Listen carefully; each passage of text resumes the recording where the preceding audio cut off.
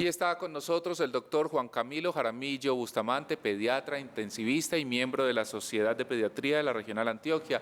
Doctor, bienvenido a Consejo de Redacción, es un gusto tenerlo acá.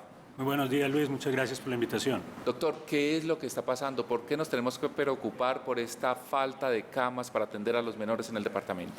Pues con la ola invernal que estamos viviendo, fuerte, prolongada, y como por la terminación de las medidas de la pandemia, pues hemos tenido un aumento de los casos respiratorios en niños, infecciones respiratorias agudas, algunas moderadas, otras graves, que han llevado a que la consulta en los servicios de hospitalización, en los servicios de urgencias, en las unidades de cuidado intensivo aumenten bastante. La ciudad, digamos que responde por la atención de camas no solamente de Medellín, sino también por los demás municipios de Antioquia, específicamente el área metropolitana, pero recibimos remisiones de muchas partes también de Antioquia, inclusive algunas de Chocó y Córdoba. Entonces esto hace que el número de camas en ciertos momentos, como en este pico respiratorio que estamos viviendo, pueda verse insuficientes y haga que los servicios, especialmente los de urgencias, colapsen, porque cuando llegan a consultar, pues no tenemos dónde pasar a las salas de hospitalización o a las salas de cuidado intensivo porque están llenas estas camas. Doctor Juan Camilo, buenos días y bienvenido a este Consejo de Redacción. La situación más crítica, ¿cómo se ha presentado?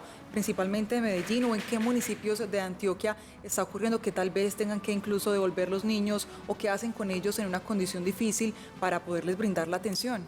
Gracias, Linda. Pues la situación en Medellín, en la mayoría de las instituciones de alta complejidad, es crítica. Los servicios de urgencias de los grandes hospitales cuentan con cifras del 200, del 300% de sobreocupación en un momento dado de las camas de urgencias. Y en los demás municipios, pues el pico respiratorio se presenta también y los pacientes muchas veces, hay un sistema en salud que se llama el sistema de regulación y contrarregulación, donde se llama a los hospitales para buscar una cama de un paciente que necesita un servicio superior. Por ejemplo, en un primer nivel en un pueblo, pues debe ir a un segundo nivel o a un tercer nivel en Medellín. Esto no se está pudiendo hacer de una forma adecuada, pues porque no hay camas, no hay dónde recibirlos. Entonces, en muchas partes lo que terminan haciendo son traslados no regulados, es decir, vienen con el paciente y lo llevan a alguna de las instituciones donde creen que lo pueden atender, pero no hay asegurada una cama para ese paciente ahí, entonces ahí se empieza a sobreocupar más los servicios de urgencias. Doctor Jaramillo, hablemos de números. ¿Cuántas camas hay disponibles en este momento en el departamento para atender a los pequeños? ¿Cuántas más harían falta, digamos, en materia de cifras, cómo queda el asunto? Gracias, Carlos, por la pregunta, porque precisamente uno de los llamados que hacíamos desde la Sociedad de Pediatría con el comunicado de ayer es medir muy bien esas cifras. No las tenemos muy claras en el departamento ni en la ciudad, debemos hacer un censo adecuado. Desde la Sociedad de Pediatría en el 2016 hicimos como un sondeo del número de camas de pediatría que se habían cerrado en los últimos 10 años y nos dio un aproximado de unas 100, 120 camas. No sabemos qué tantas número de esas camas se han recuperado. Hay muchas instituciones que, digamos, no ven rentable atender niños, hacer pediatría. Hay una narrativa, a mi juicio, tácita e inclusive perversa, y es que la pediatría no es rentable. Y eso se tiene, digamos, como una narrativa que ha hecho carrera en el área financiera hospitalaria.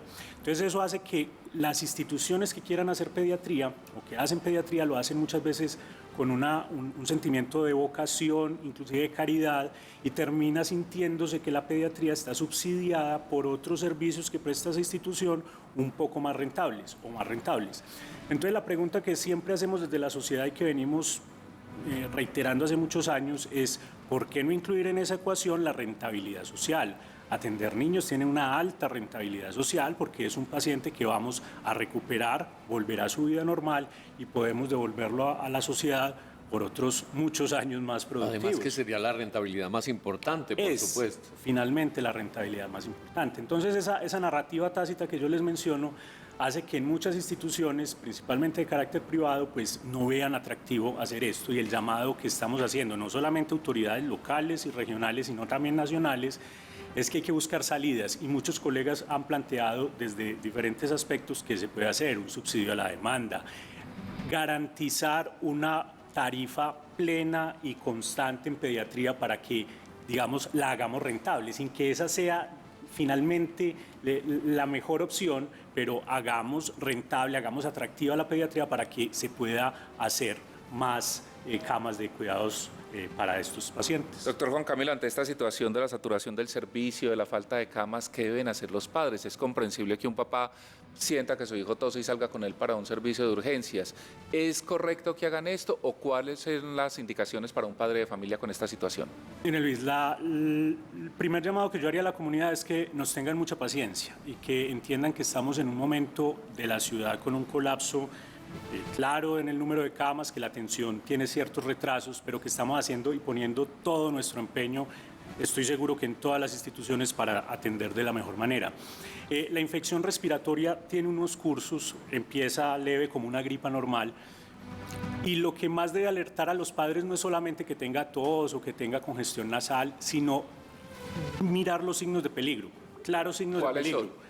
Dificultad para respirar, que el paciente se vea alcanzado, que se le hundan las costillas para poder respirar, que las aleticas de la nariz se le muevan, que se ponga morado, que no sea capaz de tomar bien el aire, son signos de peligro por los que se debe consultar. Los niños muy pequeños, menores de 2 meses, que estén con dificultad respiratoria o que tengan signos de que no están siendo capaces de respirar más, son los que más riesgo tienen y deberían consultarse con estos pacientes. O los que tengan enfermedades que los predispongan a complicarse, enfermedades cardíacas, enfermedades respiratorias, pacientes que hayan sido prematuros, esos pacientes con mayor razón.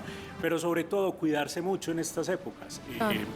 Lavado de manos, ojalá que las personas enfermas no estén en contacto con los niños, si son los cuidadores, pues usar tapabocas en ese momento de la atención o del cuidado del niño, pero en términos generales, tratar de no sobresaturar los servicios de urgencias, obviamente no es decir no vayan, pero bajo ciertas necesidades, con la paciencia del caso y hacer uso también de los servicios de consulta externa cuando fuera necesario. Doctor Juan Camilo, hablan ustedes como sociedad también de hacer un llamado a los sectores académico, gremial y también económico. ¿De qué manera se podrían entonces vincular para tratar de superar esta crisis que se registra para ese importante sector que atiende a una población que es la más importante en nuestro país? Sí, la idea de ese llamado es que desde muchos sectores nos pensemos unas buenas formas de salir de esta crisis, en lo agudo, en lo cercano, en lo inmediato, donde podemos impactar abriendo camas temporalmente. Mire, la pandemia COVID enseñó una cosa muy bonita en todo el mundo, pero en el departamento se hizo muy bien, y es monitorizar muy bien lo que pasa con la enfermedad, saber cuándo es el momento de ampliarnos, de abrir más camas, de contraernos, de cerrarlas, y estos picos respiratorios son completamente predecibles.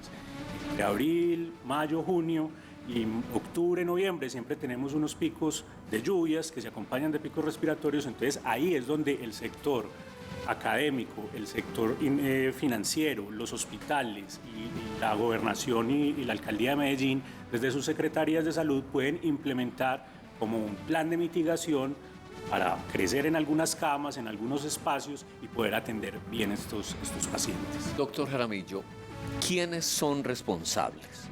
¿A quién habría que comprometer directamente en este momento para superar la situación y que tenga en sus manos esa posibilidad de ampliar las camas, esa posibilidad de ampliar los servicios y, como lo mencionaba usted, que lo más importante sea la rentabilidad social, el compromiso con los niños? Carlos, esto tiene que ser un esfuerzo multisectorial.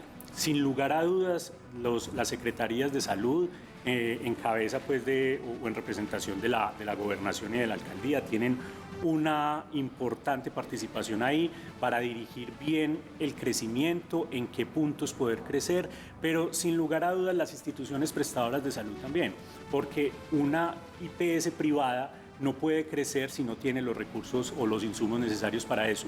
Y las administradoras de planes de beneficio, lo que llamamos las EPS, también tienen una participación muy importante, porque muchas veces la regulación hacia otros hospitales se ve truncada por falta de contratación de esa EPS en ciertos hospitales. Entonces está la cama, pero no se tiene el convenio, no se tiene la contratación y no se recibe el paciente. Entonces ahí se debe también tratar de regular a las empresas prestadoras de servicios al respecto. Pues doctor Juan Camilo, pues esperamos que estas medidas se tomen, que esta situación se pueda superar y gracias por habernos acompañado hoy aquí en nombre de la Sociedad de Pediatría Regional Antioquia. A todos ustedes muchas gracias por la invitación.